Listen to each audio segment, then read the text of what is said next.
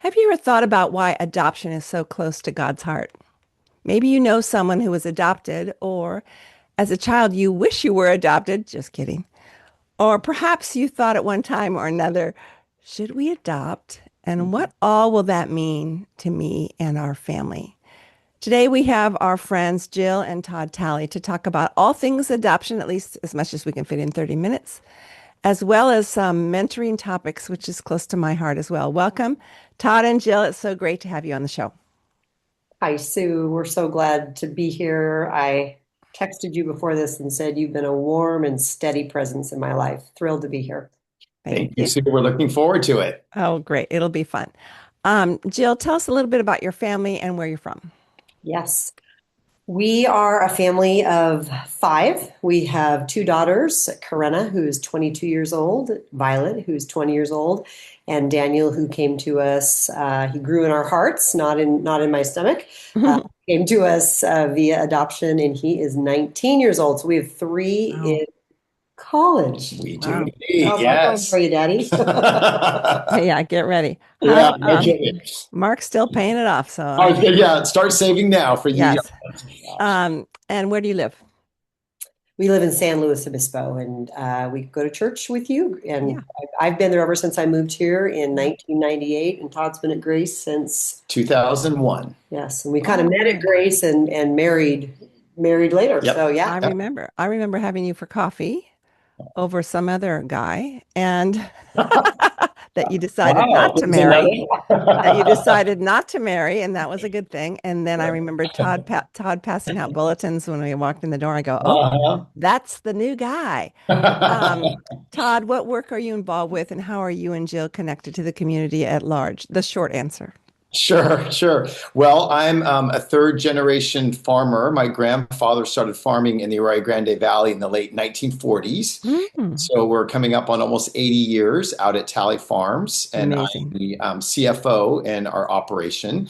We've got the fourth generation that is out there working now, some nieces and nephews, and they are now having kids. So the fifth generation is just being born right now. So it's super exciting Wow. to be a part of that operation. And in terms of Jill and I and our community involvement, I would say first and foremost at Grace Central Coast, we're very heavily involved there, uh, Hmm. as our kids have been as well. And then just in terms of the wider community, Jill has been very involved on the board at the SLO Classical Academy. I chair the finance team there, so we've been involved there. And then different industry groups that I'm involved with, and I'm trying to think of other. Is Yeah. Ta does Tally Farms, are you part of Chamber of Commerce in San Luis Obispo? Yes. Oh, yes, Yeah, absolutely. Part of yeah, chambers of commerce throughout the county. yeah. And why do you think that's a good idea for secular involvement by Christians? Oh, I think it's an incredible opportunity, I think, to be salt and light Mhm. and to show, I think, the beauty of the gospel in maybe more understated ways. But I think we need to be out there and just being able to influence others for Mm. Christ. So I think it's really important that we not be in that bubble.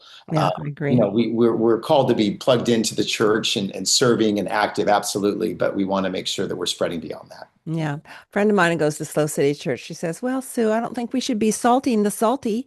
In other words, spending all our time with Christians, and I totally agree. I love her. Yeah. Todd, what attracted you to Jill when you first met her? How did you know she'd be a great partner in marriage? Oh, that's great. Well, Besides, she's darling. I was just going to say, she's darling, her beautiful smile and blue eyes. That certainly grabbed my attention immediately. But I think Jill is just so outgoing and so engaging and just really cares about people and what people have to say. And I think that's the journalist in Jill, that's that training. But I always heard from people that engaged with her when she was a journalist that it really seemed as if Jill really cared what they had to say and cared about them as a person. And so Mhm. I know that that really drew me to her. She really cares about people. Mm. Yeah. Jill, I'm yeah, receiving yeah. You that. you probably need to take notes, Jill. What about? I forgot to mention, Jill, when you first came to San Luis, you were a broadcaster. Is that what we called you? You were Yeah. famous on the local news. That's what I remember. don't know about the famous part, but I did. Yeah, I did local news. I was here in this market for 3 years, and then I worked professionally for 12 years total. So yeah, Mm. I had done Uh, it for a long time. It's And kind then of, it was time to change. it Well, was, Jill, what about you? Did it make an impression on you that this great guy was involved with Big Brothers and is that what it's called? Big yeah, Brothers of America and was mentoring a young man in the community. Did that make an impression on you? it did, but I'll tell you, this is kind of the secret story. And the kid who we're talking about, Todd's now mentored him for 24 years, Amazing. knows the story. But when Todd was first matched with him and we were dating, he was really going through some hard times. And I said to Todd, and I'd been a mentor myself for 3 years and involved in the national organization as well. And I just said, boy, I think this might be too much. Like I think this kid might need more than just a mentor. Yeah. There were just some really big, hard things going on in this kid's life. And Todd prayed about it and just said, I feel called to this kid. And Mm. 24 years later, he and his lovely wife have our honorary grandkids. Mm. And they'll spend Christmas here this year. They spend Oh, Christmas every other year and Thanksgiving. And we were just there last month, 5 weeks ago. Yeah. wow. And the mentor is, he's been married for I think 8 years, and Yep. then their oldest is 6, and then they've got a Wow. little 2.5-year-old, and so we get the joy of watching that just The blossom fruit. and Well, the grow. fruit of your labor, and it was scary. And I knew him when he was younger because he was my middle daughter's age and in her Yes. class. And he used to come over. Yes. So Yes. He did. we, And even once he graduated from high school, he would go over for your yeah, famous Christmas Eve yes, supper after yes. church, Yeah, Christmas Eve Hmm. soup and service. yeah. Yeah, and if they're here, you guys are all welcome to come over after the Christmas Eve service, the That's second one. right. We don't go after the first one. That's And right. just to say hello. I mean, you don't have to stay for soup if you don't want to, and you don't have to bring anything, but we'd love to see you all. That would be awesome. Ah, Um, so Jill, I find it intriguing that you two were both involved in mentoring professionally, really, not professional, I don't know what you call it, with secular organizations. Aren't they secular? Big Mhm. Brothers? yeah, most Yeah. mentoring organizations are, and Yeah. Oh, I don't think okay. I don't think there was another option when we were both getting involved with it. Hmm. There wasn't. Hmm. We just really believed in just one to one, an embodied relationship. One to one is where people are impacted. You hear them, you grow with them, you learn with Hmm. them. And we learned with kids. Mine was a girl whose dad was in prison, and so she just had some real hard stuff going on in her life. I think I learned mentoring, like 95% of it was just showing up, Mm. because Wow. a lot of these kids, so many people just don't show up. Hmm. So if I could just get myself there, it didn't really matter what we did. It was just that we were one on one, and I was listening to her, and it was just a real relationship. That's encouraging for those who think they feel inadequate to mentor. The showing up aspect is 99% of it. Yeah. And that can be hard, especially if you're mothering your own children or you're busy working full time. That Mhm. can be difficult, but to know that you just come in and you breathe a sigh of relief and buy a cup of coffee, that is what God wants you to do. And He kind of wants that with us and Himself to show up with Him every day throughout the day. So what I'm hearing is that you don't need to be married or have your own family to be in the ministry of mentoring. Is that right? Correct. I'd say at any stage of life, Mhm. I mean, mentoring is one of those things. And we know, Sue, as believers, like Titus 2, right? It'd be a Titus 2 woman that if you're 20, you can mentor somebody. My girls are 20, they can mentor some high school Sure. girls. I've Absolutely. got Karena's involved in a college ministry, but Violet's involved in a high school ministry. Mm. And so she's doing that. And I think we have a lot of senior saints in our life. And many of those from our church, they mentored me, Hmm. those senior saints, like the ones that are Hmm. now in their late 90s. Hmm. So I just think at any stage, just showing up for somebody and engaging and caring and, just hearing what people have to say. People, I gave you a good recipe for nutmeg pound cake, as I recall. That was my Ooh, I that make was it my mentoring all. recipe for you makes that a lot, I make actually. it. It's one of our all kids' the time. favorite. I So make funny. I make it for Violet's birthday every year because she's Oh, really? That 20th. warms And I my do it heart. with berries and creme fraiche, and I do it in a really pretty rose cake pan. So it's like it's just beautiful. a And it pancake and a starts with a cake mix, so anybody can make it. I better put that in my newsletter. yes. Todd, what was the most challenging part about being the big brother to this young man? Yeah, oh, great question. I think, well, first off, it is finding the time and Hmm. making it work with the schedule. I know when I was single, when Jill and I were just dating, and actually, this young man and I were matched right before Jill and I started dating, like a week or two. So Oh, wow.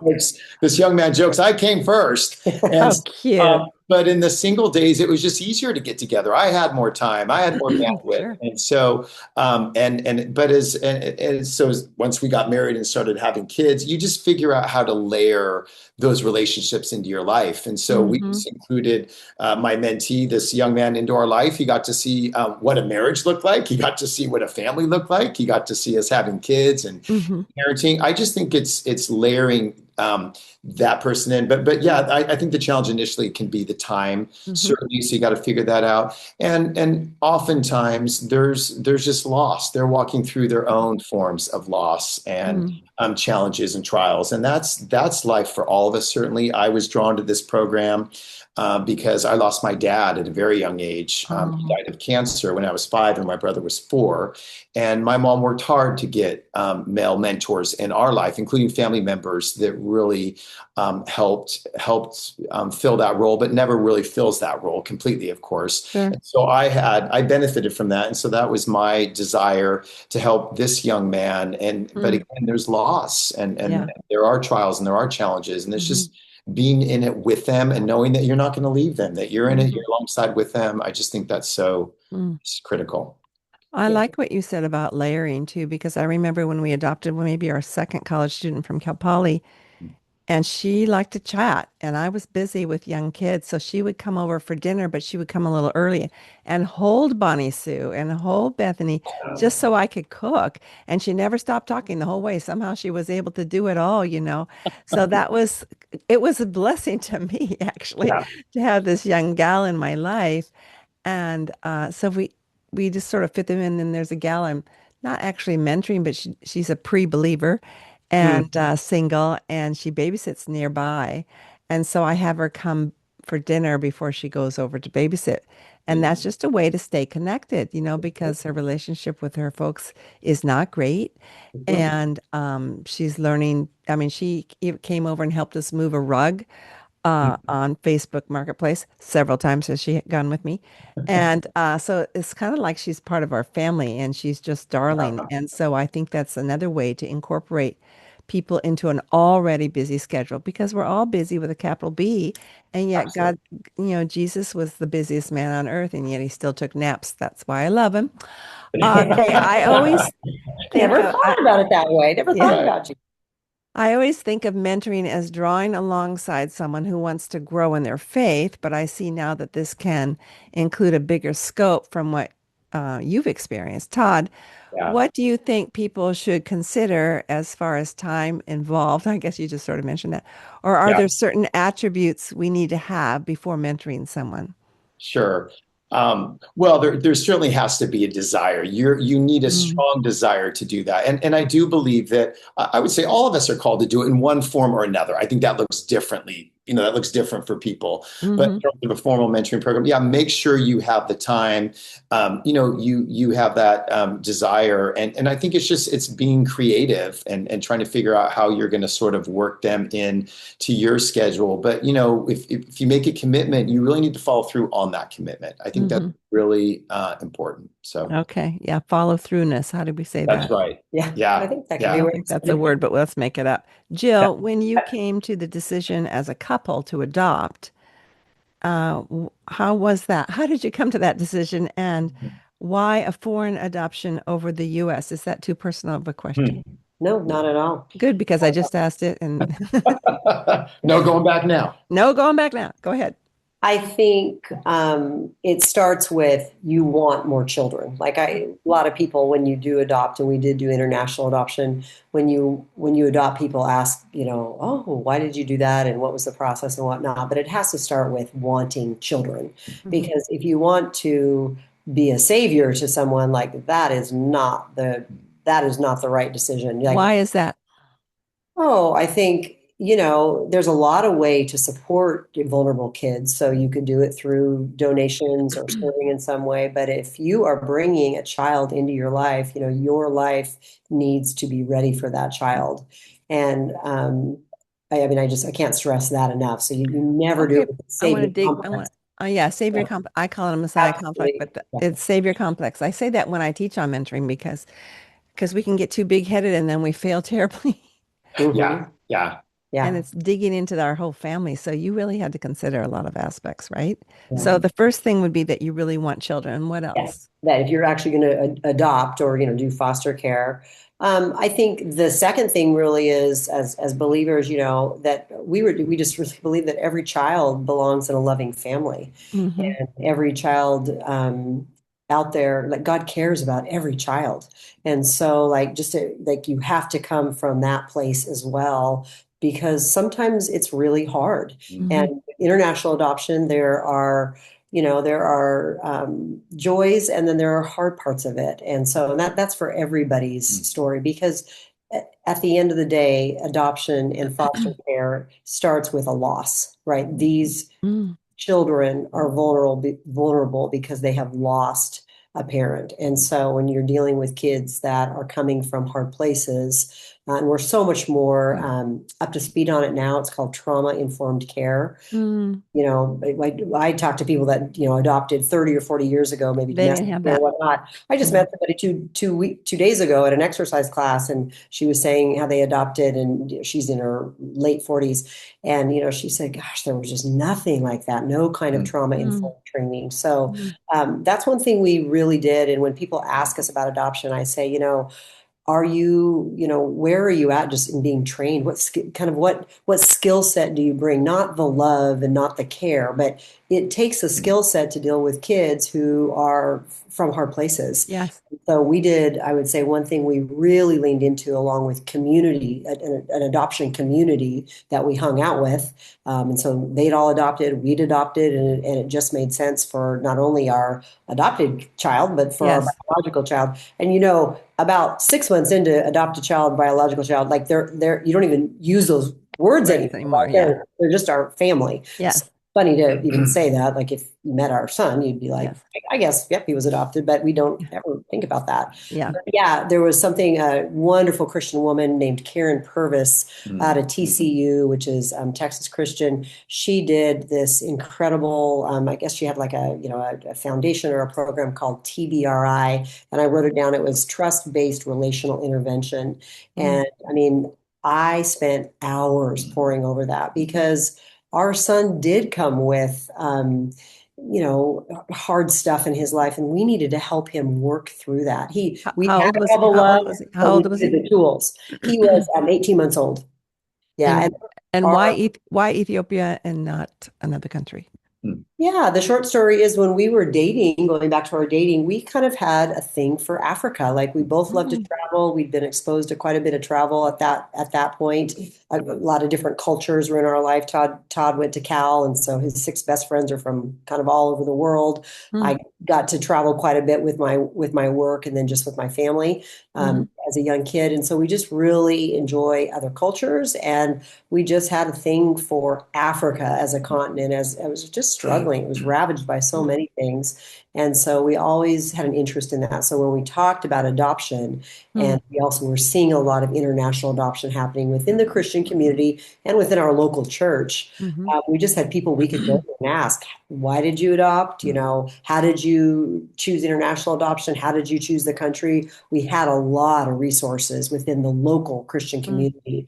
And Mm. so that's why we did it that way. And we're Mm. just so thankful. We've got this incredible connection with Ethiopia, and Yeah. our son is actually going there in just a few weeks. He's going to Africa in just a few weeks. So Wonderful. anyway, we are, yeah, I think I answered your question, but that's why we decided on international adoption. We had a thing for Africa. We wanted more kids, and it all just kind of beautifully Hmm. came together, and we were seeing it modeled in Yeah. front of us. Todd, So, did you have anything you wanted to add to that?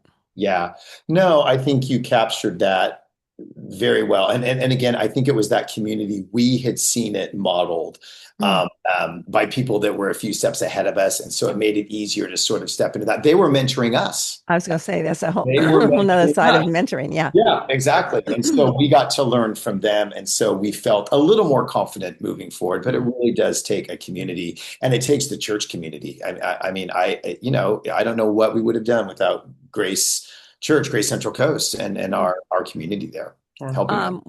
Did either one of you have to be pulled along a little bit more in the decision? Do you understand what I'm saying? Yeah, that's a great question. No, I think we were both on the same page with that. Mhm. We both had different roles.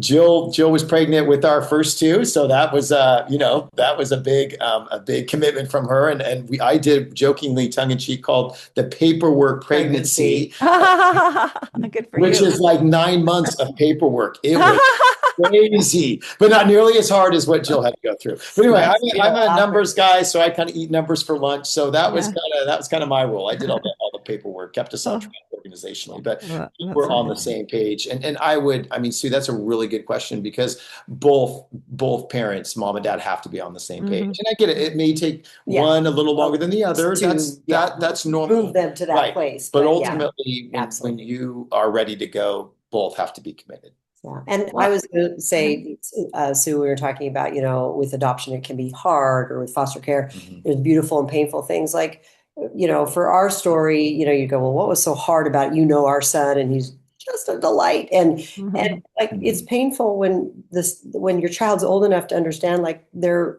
biological parents, something happened where those biological parents had to give them up. Like, there's that kind of pain. It doesn't Yeah, it's always. a rejection. It's a Right. rejection. There Hmm. doesn't always just have to be pain like, oh, it was a tough kid, Hmm. which it can be that too. There's all sorts of with adoption and foster care, but a lot of times it can just be the grief that you have to walk your kids through. Hmm. That is really painful. Yeah. And then there's so much beauty, so Mhm. much beauty. Um, Tell us the short version, Jill, of the process. I think you went to Africa on your job, or weren't you doing some sort of recording, or can't remember. Yeah, I did do some work while I was over there, but one of the reasons we chose Ethiopia with Africa, there were maybe 3 or 4 countries that were adopting out internationally at that time. Okay. And Kenya, you had to live there for 6 weeks. Todd's a Oh. farmer. That was just going to be hard to do with 2 little kids and all sorts of things. And the other 2 countries, I think you even had to live there longer. And Hmm. so Ethiopia, we could do all the paperwork, and then you could go over and go through your embassy appointment and everything. It was kind of one stop. Oh, So that wow. was another reason we actually chose Ethiopia. We did not have a connection to any African country, Okay. but that was one of the reasons we chose. And then at that point in 2006, 2007, they were in a famine situation over there, and they had 4 million kids that needed homes. Oh, So my that is the goodness. size of like the population of Colorado. So they were going through, it was just a mass exodus of their kids because of this famine, and other factors as well, uh, Mm. AIDS and those kinds of things that were going on, disease. But I'm always really happy to report, and I think this is a good place to plug this in there. 20 years later, essentially, Daniel's almost 20. They don't do any adoption outside their country now. It's Why? all what's called indigenous adoption. Oh, good for them. Ethiopian families are adopting Praise the Ethiopian Lord. children. It Yeah. is. And It's fantastic. 20 plus years ago, they didn't Yeah. even have a word in Amharic for the word adoption. Like, that just wasn't even in their vocabulary. Mm. So the Mm. training, and through the Lord's work, a lot of Christian organizations working in Ethiopia have done that. And so, yeah, it's all in-country adoption. So you can't adopt basically Mm. from Ethiopia now. Now, And many other countries are like that too. obviously, he looks different than his parents now and has You been forget since that. the beginning. Yes, yes, he does. Remember Suzanne Smith? She adopted Yes, as yes. well, and she's as blonde as they come. Uh-huh, And uh-huh. and people say, "Who's that?" My son, and he's like 6 feet tall, and she's Right. like. So, what unique challenges have you faced in the home or in the community without breaking any confidences?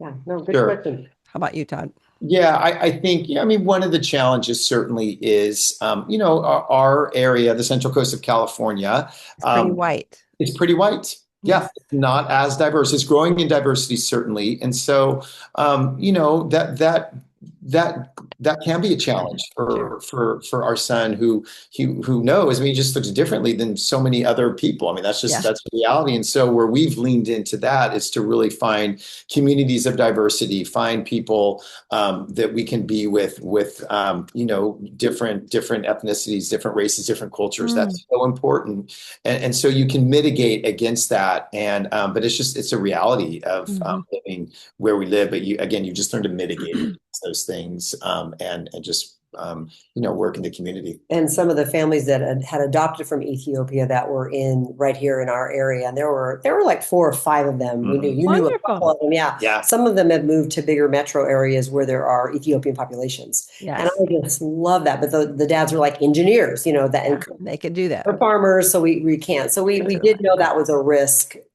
We did know that was a risk, and we just talked to our son about all this. I mean, now he's a 19-year-old man, but. Yeah. He just always was open to receive. We didn't have a veil over anything. No, we didn't have a veil over anything. And one thing I think we really work to do as well is just bringing in the Ethiopian culture into our home. And so where people were visiting from outside the area that had a connection to Ethiopia, we would have them over for dinner. Nice. We had books about Ethiopia in the house. And so we really, really embrace the Ethiopian culture and, really work to make that a part of his life. And that made him feel more valued too, as well. And that goes right into how God's provided in a big way for your Daniel as far as helping him grow into a godly man himself. As you have said, we have recognized there would be some areas in his life that we would not be able to speak into with our own experience. How did God provide for that? It was just like put it right in front of us. We'd been praying for a mentor, Sue, right? Something that's near and dear to the 3 of us in our hearts, as we've just discussed. And the Lord, it was at church one Sunday morning, a really neat African-American guy came up to me and just said, "Hi, his friend was one of our youth pastors. Hey, Eric told me about your family and I just wanted to meet you." And Todd wasn't with me at that point. I think you were outside in the courtyard having to do something. He said, "I'd love to meet you and your husband." And from that meeting back in 2019, we struck up a friendship. And like Todd's birthday is Thursday, and he's going to be over here for dinner. Like he is a part of family. He comes for Christmas sometimes and whatnot. And so, and where is he from? He is from LA, from the LA area, and he came up to Cal Poly. He was a defensive lineman for the football team and loves the Lord. Really involved in FCA at Cal Poly, and it's just been such a blessing. So that's been 7 years of having him. He just turned 30 in our life and in Daniel's life. And he, just that the Lord would just be so kind and so abundantly give Daniel and give us just a wonderful, like a big brother. Oh, it is. Oh, it's a big brother for Daniel. The girls too. Yeah. See the girls too. And he is a Grace in the sense, he is able to talk through some of those race issues. What those things are that Daniel faces that maybe the rest of us don't face. And he's able to have heart-to-heart conversations with Daniel on that. And help him with his hair. Yeah. I mean, just things you don't think about. He has great hair. So. Right. He's part of the family now. So it's just been a grace. Blessed us with this. Why do you think adoption is close to God's heart, or a picture of how he relates to us? Ooh, such a rich question. Great question. We were adopted. Each of us as believers were adopted by God we talk about this all the time, at a cost that we will never fully understand. And so I just think it's a beautiful portrayal of the gospel truth that we have been adopted, and just God's word time and time again talks about care for the orphan and for the widow, and his heart is it is inclined towards sort of the least of these, whether it's the widow, the orphan, the sojourner, the immigrant. It just time and time again we see that in God's word. Yeah. I can't add. You want to add anything? I was just going to say, from a theological truth standpoint, I do think just the fact that when we first held Daniel in our arms, like, Sue, right? Because you've got 3 children and we are so thankful that we have 3 children. And when you hold that baby in your arms, the connection is so strong and the commitment is so strong. And you just think that this is a picture of how God even more so looks at us, that the commitment to us, just being with us, like the joy of our son and just with our other children too, is just being with him. He doesn't have to do anything. He doesn't have to accomplish anything. Yeah. He just being with him is just, Yeah. you know, I find that so true with my kids. I mean, they could drive you crazy, but I was thinking about this last Christmas. We have so much fun together, and I just thought this is like the best day of my life. You know, just watching them, they're so funny and they're not fighting that whole day. And it's just so dear how they know each other.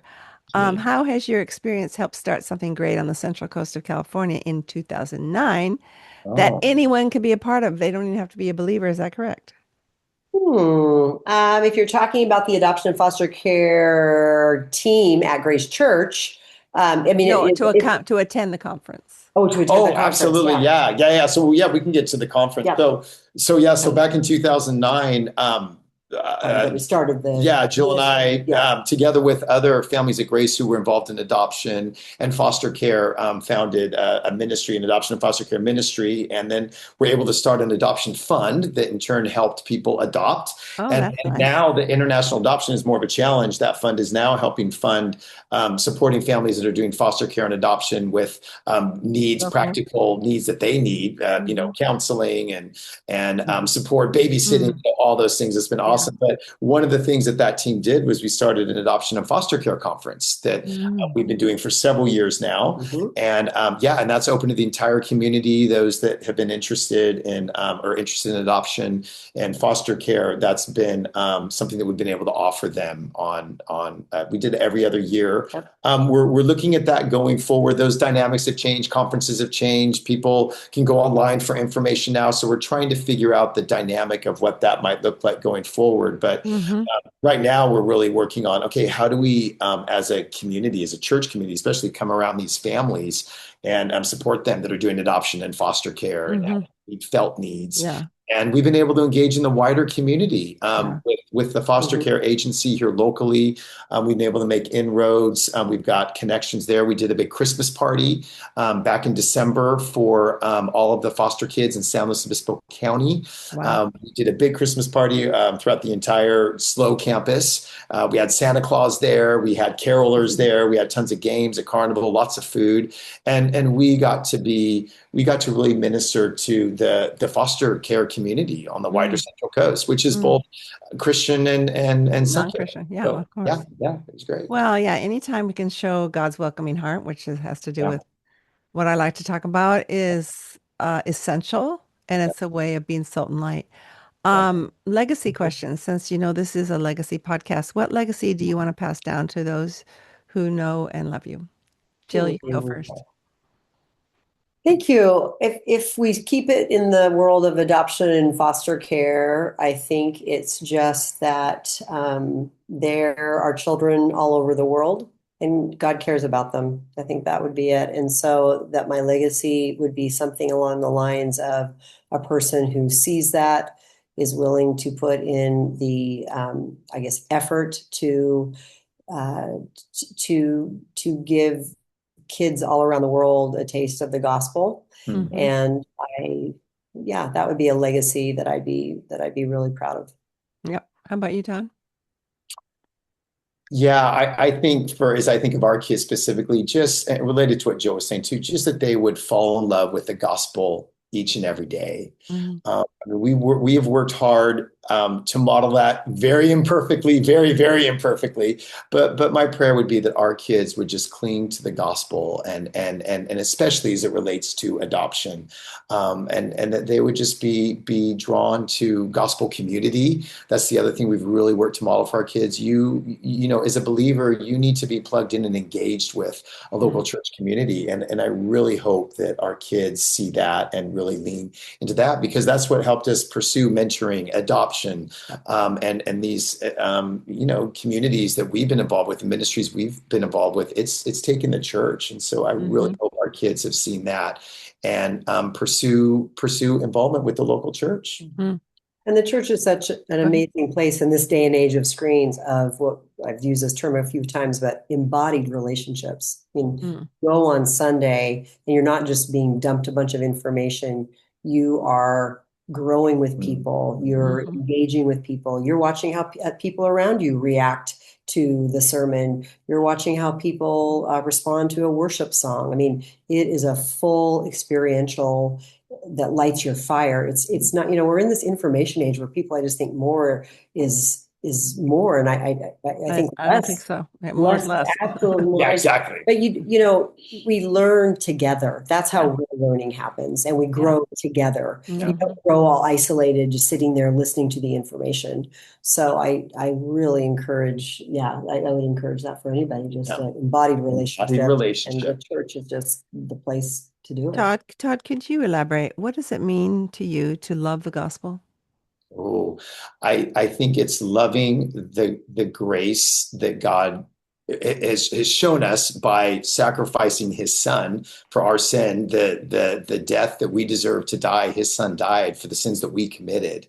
And so I just think it's that grace, and how God just showers that grace upon us day after day, time after time, that, even in our sin, we can keep coming back, and the forgiveness that he gives us, and that it's through his strength, not our own, and that we are utterly dependent on him. And then just as he has shown us that grace, that we would just show that grace to others. And that's one thing that we're always working on in our own lives, but with our kids, really trying to impress upon them, you show the grace that God has given you, you show that to others. Yeah, it needs to be an overflow of what we've received, and we can just say those words, I love the gospel, till we're blue in the face, but to actually embody that love for God. I've had to pray for that myself, because I was raised in the church. How do you embody the welcoming heart of God? In other words, how do you show your world that they are invited to his table? Yeah. Is that for one of us? Either one or both? Either one of us. Well, thank you for that question. And I was thinking about your podcast and your focus, and, adoption in foster care is an invitation, right? It is bringing, in this case, a child into your life. And mentorship is that too. And so I think that is the welcoming heart of God. We know that he went where strangers were, and he went where people that were different than him were. And he truly, just the invitation was there. And so, just to be encouraged to keep doing, Sue, what you keep preaching, girl, is that we just keep giving people an invitation. Right. And, you have some beautiful stories, many. I'm one of those people. I remember the first time I met you, and we had an instant connection, and I was single a long time. You'd been single for quite a long time. And the time I, met you, you were married with kids and whatnot, but just the being welcome to your house, being invited. And I know you just do that, over and over again. And it doesn't always end up great sometimes. No. And it's exhausting. It is. Yeah. So you take that step and you trust God and you do it again, right? Yeah, rinse and repeat. I got to change these sheets tomorrow because someone's coming this Saturday. Go ahead, Todd. Love it. But just to welcome somebody into your home, it's really opening up a piece of you that, it's being vulnerable to have someone into your house. And I think that it's also sharing that, we don't have it all together. We don't have it all figured out. We're all broken. We're all in need of a savior. And I think it's just really impressing that upon people, really reassuring that with people that, hey, we're all in process here. We're all broken. We're all sick. We're all in need of a doctor. And so, let's do this together, and let's invite those that don't know Jesus Christ as their savior to, let's draw them in, and so that they can see what that looks like. Again, albeit imperfectly. Imperfectly. And I keep saying, with kids, vulnerable kids, and, but God cares for them. All these people we're talking about that we can welcome into our house that are not yet believers, God cares for them. Right? That's why we do it, because God cares for them. Because God cares for them. Yeah. Do you have a photo of the baby that you adopted that you want to show us? Oh, I know. I was showing you a couple books that I read a lot. I tried to read a lot of books, but in one of the books that I was just showing Sue before the podcast began, this is from a long time ago. This is back in 2008. This was his little adoption announcement. Here, let me take a picture. Yeah. And a gal from church did this for me, Becky Hawkins. And it says, fearfully and wonderfully made, Psalm 139.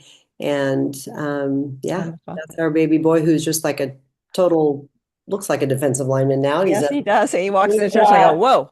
he A little likes, bigger he now. likes his vegetables. Let's just put Yeah, it. he eats his vegetables. He's a good farmer's son. Yeah, he is. And can you show the book that you found the picture in? Because I think you wanted to recommend it for a good Yeah. resource. There's some wonderful resources. This one's from, a lot of years ago, but I believe it's still one of those kind of tried and tested. Melissa Fay Green, There's No Me Without You. One Woman's Odyssey to, she has Rescue Africa's Children. And so maybe I'd have a problem maybe more with that word, but really, well, she's a writer, really a beautiful journey that she's able to put into words for us. So Wow. that was a great one. Thank you. Well, this has been wonderful. I hope you've enjoyed it. You've been such a blessing. Oh, we have. Thank you, Such a Sue. privilege, Sue. Thank Thank you. you. Thank you.